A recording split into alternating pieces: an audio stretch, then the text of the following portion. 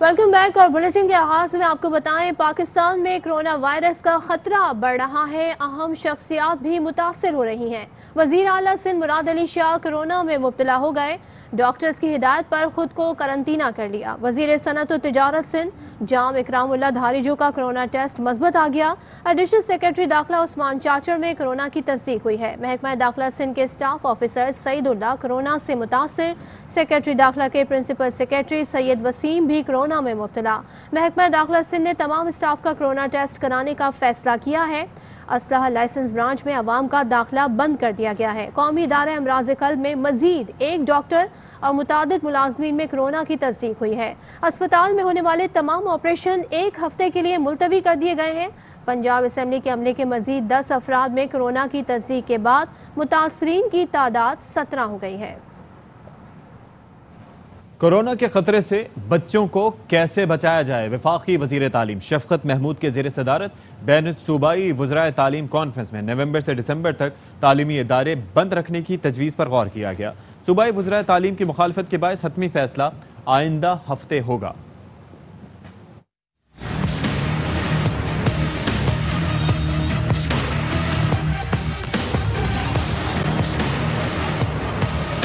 Corona के बढ़ते वार, school बंद करें या ना करें, फैसला ना हो सका।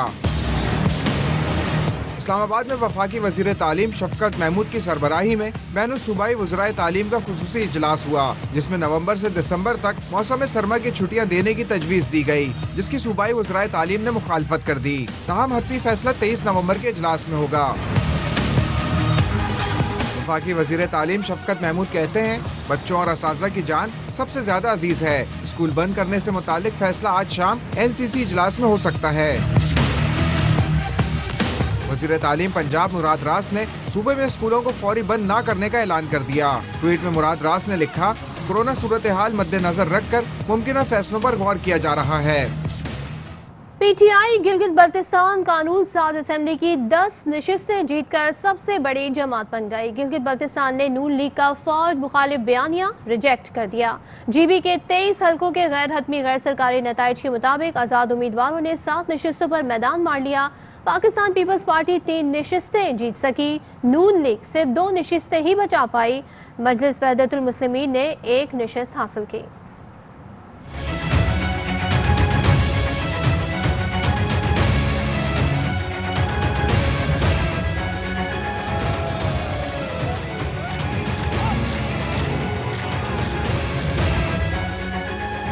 गिलगित बल्तिस्तान ने नून लीग का फौज मुखालिफ बयानिया रिजेक्ट कर दिया। तब्दीली की हवा गिलगित में भी छा गई। तहरीक इंसाफ सबसे आगे। ARY न्यूज की सबसे पहले नताइज देने की रवायत बरकरार। GBLA 6 हुंजा से तहरीक इंसाफ के उबैदुल्ला बेग, GBLA 7 स्कर्दू 1 से तहरीक इंसाफ के राजा जकरिया खान, GBLA 11 खरमंग से PTI के अमजद अली जैदी ने मैदान मारा। GBLA 12 शिगर से पाकिस्तान तहरीक इंसाफ के राजा आजम खान और GBLA 13 स्टोर 1 से PTI के खालिद खुर्शीद कामयाब करार पाए। GBLA 14 स्टोर 2 में तहरीक इंसाफ के शमसुल हक, GBLA 17 द्यामर 3 से PTI के हाजी हैदर खान जीत गए। GBLA 18 द्यामर 4 में पाकिस्तान तहरीक इंसाफ के हाजी गुलबर खान, GBLA 20 गिजर 2 से PTI के नजीर अहमद मुखालिफिन पर बाजी ले गए। GBLA 2 गिलगित में वोटों की दोबारा गिनती के नतीजे में PTI उम्मीदवार फतेहुल्लाह खान कामयाब करार पाए। GBLA 8 स्कर्दू 2 में MWM के मोहम्मद काजिम ने कामयाबी हासिल की। GBLA गिलगित 1 और GBLA 4 नगर 1 से पीपल्स पार्टी के अमजद हुसैन कामयाब हुए और GBLA 24 गांचे 3 से पीपल्स पार्टी के मोहम्मद इस्माइल ने कामयाबी समेटी।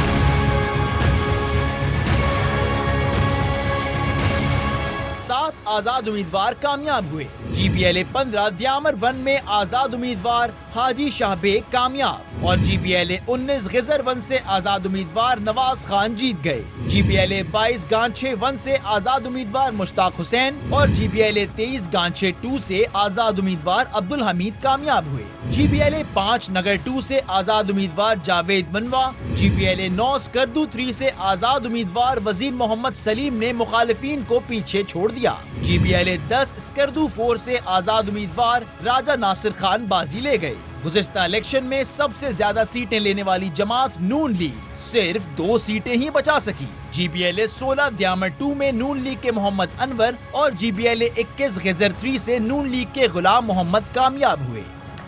पीपल्स पार्टी ने गिलगित बल्तिस्तान के इंतखाबी नताइज को मुस्तरद कर दिया है। चेयरमैन पीपल्स पार्टी बिलावल भुट्टो जरदारी कहते हैं, मेरा इलेक्शन चुराया गया है।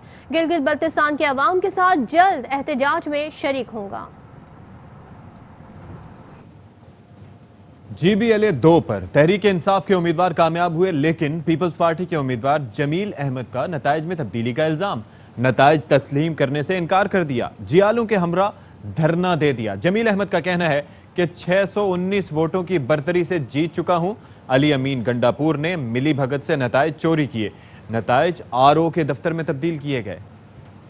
सीट जीतनी है तो पुरअमन रहना है, कोई तोड़ फोड़, कोई जलाओ घेराव कुछ भी नहीं करना है। और उस वक्त तक हम यहाँ से नहीं निकलेंगे।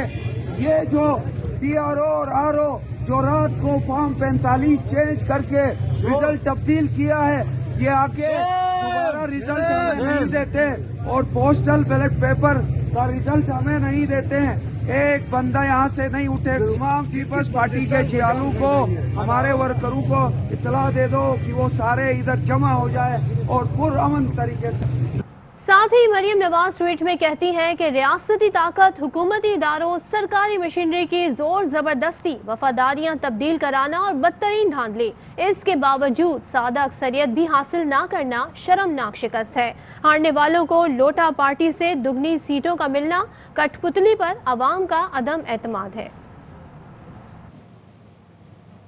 मुजरिम मरियम और मुजरिम नवाज शरीफ के मुकद्दर में शिकस्त, जिल्लत और रुसवाई है। रुकने कौमी असम्बली और तहरीक इंसाफ के रहनुमा फैसल वार्डा ने ट्वीट में कहा कि उनकी नफरत अंगेज सियासत एक बार फिर दफन हो गई। मुजरिम मरियम और मुजरिम नवाज शरीफ के नसीब में जेल और जिला वतनी है। PTI गिलगित बल्तिस्तान में हुकूमत बनाने का जश्न मना रही है। PDM वाले इमरान खान तक 100 बार पैदा होकर भी नहीं पहुंच सकते।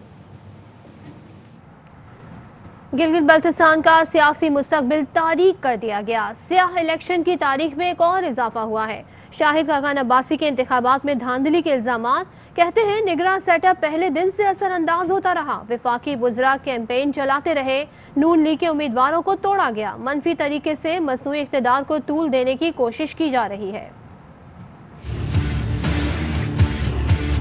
गैर नुमाइंदा हुकूमत गिलगित पर बल्तिस्तान पर हम मुसल्लत करने की कोशिश कर रहे हैं। गिलगित बल्तिस्तान का सियासी मुस्तकबिल तारीख कर दिया गया है। स्याह इलेक्शनों की तारीख में एक और इलेक्शन का इजाफा हुआ। इंटरिम सेटअप में जो सेटअप में आए वो पहले ही दिन से इलेक्शन पर असरअंदाज होते रहे। PMLN के 6 वुज़रा और स्पीकर को तोड़ा गया। हराने के लिए साइंटिफिक तरीके से उम्मीदवार खड़े किए गए। बाकी वुज़रा वहाँ मौजूद रहे। पोस्टल बैलेट आज तक पता नहीं है कितने इशू हुए, किसको इशू हुए। यही इलेक्शन में रिगिंग होती है। ना लाइटली लेंगे वही होगा जो 2018 के इलेक्शन के बाद पाकिस्तान में हुआ। मनफी तरीके से मुल्क के अंदर मसनूई इक़्तिदार को हम टूल देने की कोशिश कर रहे हैं। डायलॉग की बात उन इदारों के दरमियान है मुल्क में गवर्नेंस पर असरअंदाज होते हैं कि आज की मुश्किलात का हल यही है, एक टेबल पर बैठा जाए और मुल्क की बात की जाए। यहाँ इक़्तिदार की बात नहीं, यहाँ अवाम की तकलीफ की बात है।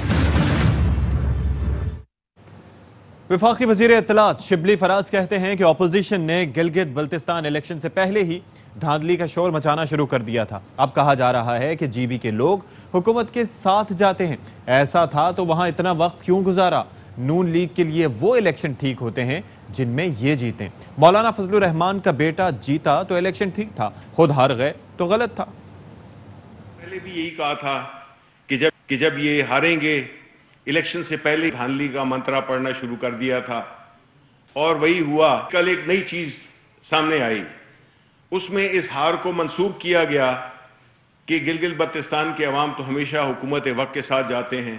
तो मानी कि अगर ये सबको पता था तो फिर इलेक्शन क्यों हुआ, कैंडिडेट्स क्यों खड़े किए हुए, एक महीना क्यों गुजारा। बड़ा ट्रांसपेरेंट इलेक्शन था जिसमें कि अगर कोई ये कहता है कि इसमें धांधली हुई है तो मैं उनको ये कहना चाहता हूं कि अगर धांधली होनी थी तो फिर हम एक 14-15 सीटें ले लेते। खास तौर पे जो PMLN का एक तरीकाकार रहा है वो यही है कि इलेक्शंस वो ठीक होते हैं जिसमें वो जीतें।